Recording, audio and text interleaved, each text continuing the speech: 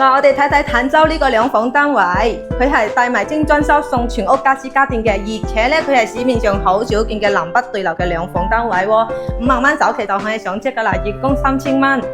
嗱，呢個兩房單位咧，佢喺呢邊嘅話咧，可以租到2500蚊㗎。你睇呢個小區入住率幾高啊！我哋喺口岸過嚟呢個小區嘅話咧，只需10分鐘，7分鐘咧可以去到珠海華發商都。嗱，最主要咧就係因為佢近口岸、近拱北口岸同埋我哋呢個珠海口岸，香港揸車過嚟都係個零鐘，所以咧佢嘅入住率係非常之高嘅。我哋香港明星都買咗呢邊啊，好似呢個單位咁樣，佢租到2500蚊，而且咧佢係好好租嘅。咁樣兩房嘅單位咧係好受嗰啲情侶或者小家庭歡迎嘅，包括咧嗰啲老人家退休都係優先選擇呢種戶型嘅。而家5萬蚊嘅首期做埋全屋家私家電俾到你，月租3000蚊，就算你要出租嘅話咧，都係可以以租代供嘅。有興趣過嚟睇現場嘅街坊，私信要求啊！